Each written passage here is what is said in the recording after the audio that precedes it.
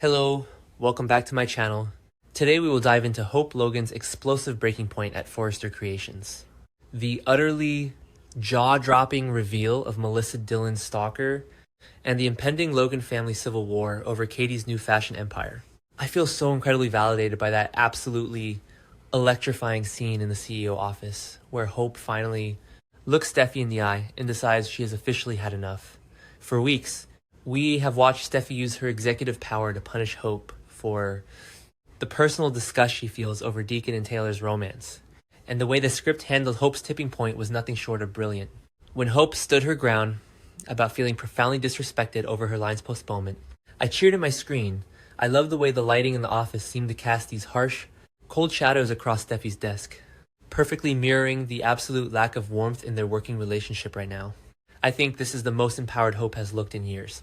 And seeing her refuse to back down and accept Steffi's narrative that she is just overreacting gave me absolute chills. I know a lot of people are saying this storyline is dragging, or that Hope is acting entitled by throwing a tantrum over a simple business delay. But I actually think the slow burn is exactly what's needed, because I feel like this is about so much more than fashion. The way I interpret it, Hope is finally recognizing the generational trauma that is actively playing out in that boardroom. Steffi isn't just postponing hope for the future. She is actively trying to erase the Logan influence from Forrester Creations. When Hope fired back and insisted that her mother, Brooke, deserves far more respect and should actually be running things alongside Ridge as co-CEO, my jaw hit the floor. I believe this was the exact moment the dynamic shifted forever. Hope isn't just defending her brand anymore, she's defending her family's legacy. I feel like this is the best they've written Carter Walton in a long time too. I absolutely love the specific choice to have Carter standing near the door during these heated exchanges, acting as this exhausted moral barometer of corporate doom. When Carter warned Steffi and Ridge about the devastating storm that is brewing if they keep pushing Hope to the margins, you could hear the genuine fear in his voice. I think Carter knows exactly what Hope is capable of when she feels undervalued. And his dialogue perfectly anchored the massive stakes of this rivalry. He isn't just a lawyer giving advice. He is a man, watching a dynasty tear itself apart from the inside. And I feel so deeply connected to his frustration. And let's talk about the sheer genius of Liam Spencer stepping into the fray with a pitch that could change everything. When Liam suggested to Katie that they bring Deke Sharp on as the new designer for Hope's potential line at the Logan Fashion House, I literally gasped. The way I see it, Liam is playing 4D chess right now. He knows exactly how to appeal to Katie's ambition. And the fact that he is actively helping architect Hope's exit from Forrester Creations is such a rich, complex layer to his character.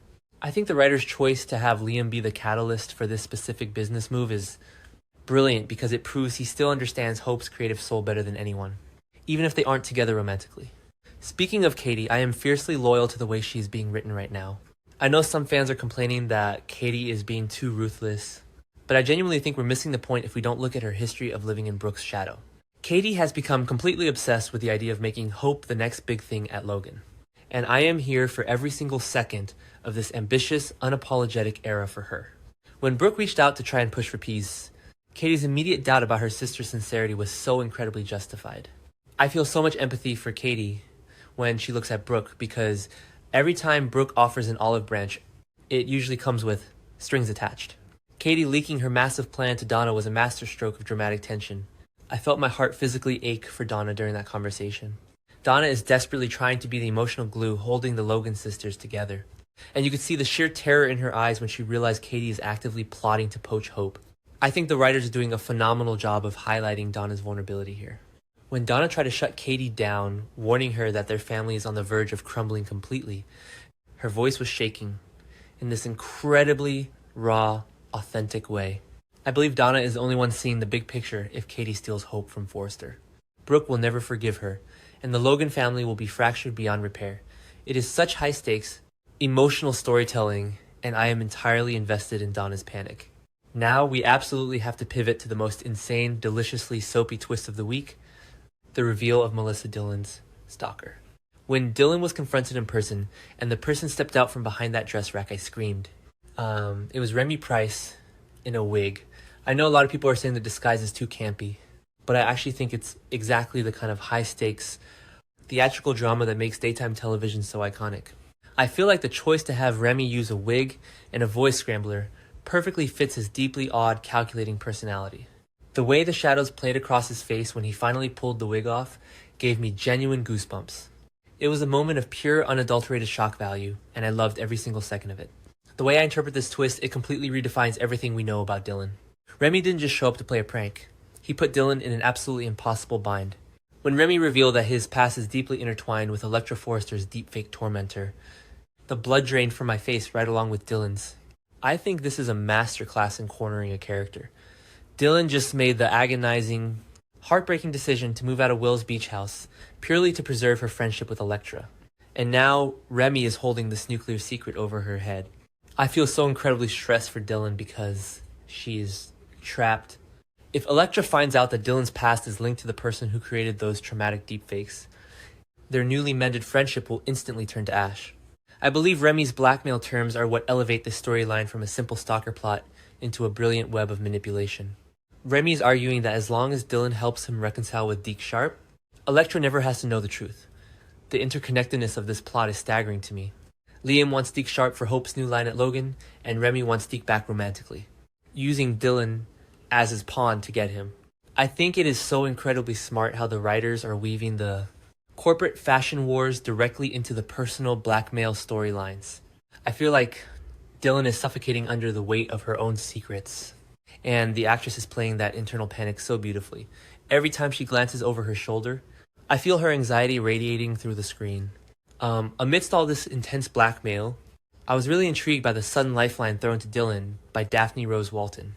Daphne coming to Dylan with an interesting collaborative offer, which I strongly suspect is a new perfume project, adds such a fascinating layer to their dynamic. I feel like this is exactly what Dylan needs right now, a legitimate, creative distraction from Remy's psychological torture. I love the warmth in Daphne's voice when she made the proposal. In my opinion, Daphne is channeling all of her heartbreak over her recent negative pregnancy test, and her looming fertility struggles into her work, and she sees a kindred struggling spirit in Dylan. I think is a beautiful, subtle moment of women supporting women amidst a canvas full of corporate backstabbing. And finally, we have to talk about RJ Forrester keeping Elektra in his orbit. When RJ pulled Elektra aside and vowed to keep her safe amidst all this corporate chaos and personal trauma, I had very mixed feelings, but I absolutely respect the writing. The way I see it, RJ is using this protective stance to mask his deep-seated entitlement.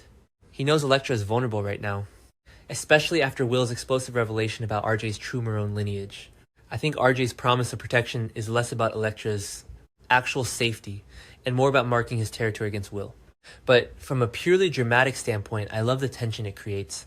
I feel like RJ is slowly morphing into this fiercely possessive Forrester, and watching him try to shield Elektra while simultaneously manipulating the people around him is fascinating character work. To me, this specific era of the show is firing on absolutely all cylinders. Every single time, I think I know where the writers are going. They pull the rug out from under me with something like Remy Price in a wig, or Hope demanding that Brooke take over the CEO chair. I genuinely believe that the current friction between Steffi and Hope is the best rivalry on television right now because it is rooted in decades of history, yet it feels entirely fresh and urgent. I feel so incredibly lucky as a fan to be watching these characters operate at such a high emotional frequency. The stakes have literally never been higher, and I am counting down the minutes until Hope officially drops her resignation letter on Steffi's desk.